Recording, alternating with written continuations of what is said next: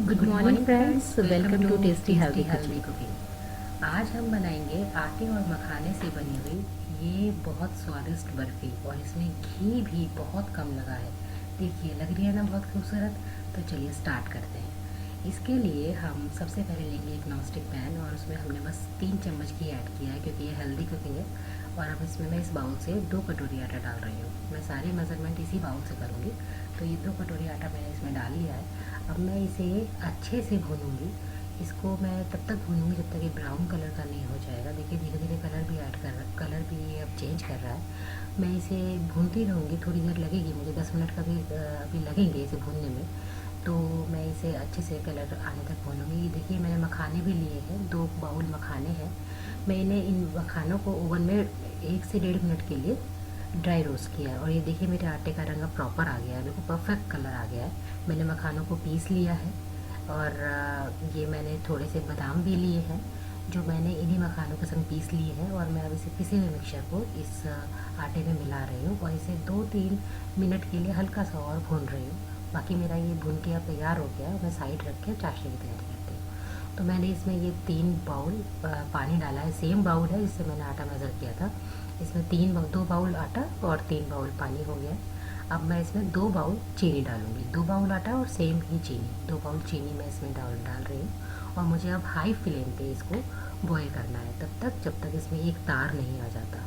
तो इसको वैसे चाशनी बनानी है नॉर्मल, इसे बनाने में 5-7-8 मिनट लग जाते हैं। तो हमें इसे तब तक बॉईल करना है जब तक इसमें एक तार नहीं आ जाता।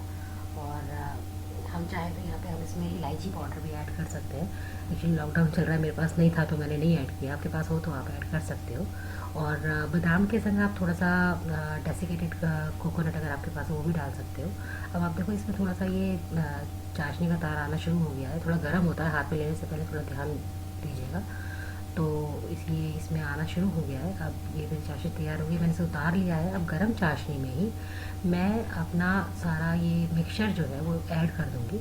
लेकिन ध्यान रखिएगा, चाशनी को ठंडा मत होने दीजिएगा। इसे गरम चाशनी में ही हमें ऐड करना है। और अब हम इसे मिलाएंगे। मिलाते समय ये आपको भी शुरुआत में थोड़ा पतला लगेगा, ऐसा लगेगा शायद जमेगा नहीं, लेकिन ऐसा नहीं है। आप इसे हिलाते रहिए, ये हिलाते हिलाते थिक हो जाएगा। और ये काफ़ी गर्म है, अभी आप इसे हिलाइए। जब हम, यही एक अच्छी ट्रिक होती है एक अच्छी बर्फ़ी जमाने की। चाशनी में हमें उसके मिक्सचर को अच्छी तरह पहले थोड़ी देर हिलाना चाहिए, तब उसमें बबल ना आ जाए। अभी आप देखिए, इसमें बबल आने लग जाएंगे और ये थिक भी होने लग जाएगा। देखिए, अभी थोड़ा थिक होने लगा है और इसमें बबल भी बनने लगे हैं।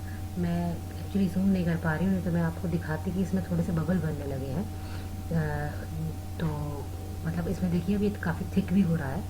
तो अब ये इसको मैं ये जैसे ही इसमें बबल तैयार हो जाते हैं, मैं इसको एक प्लेट में पोर कर दूँगी। ये अब काफ़ी थिक हो रहा है, और ये देखिए ये बबल इसमें अब आने शुरू हो गए हैं।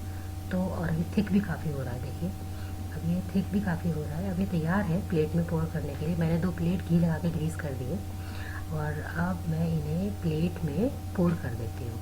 ये देखिए, मैंने प्लेट में पोर कर दिया है इन्हें, और प्लेट को थोड़ा टैप करके मैं इन्हें इवनली स्प्रेड कर दूँगी इसी प्लेट में, जिससे कि एक सी बर्फ़ी जमे। और ये देखिए, लग रही है ना सुंदर। ये मैं आपको काट के दिखा रही हूँ, और आप देखिए ये कितनी सॉफ्ट है, आपको इसकी लचक से पता लग जाएगा। देखिए, ये जो मैं प्लेट में रख रही हूँ, ये बहुत सॉफ्ट है, मुंह में मेल्ट हो रही है। ये बर्फ़ी बहुत स्वादिष्ट है।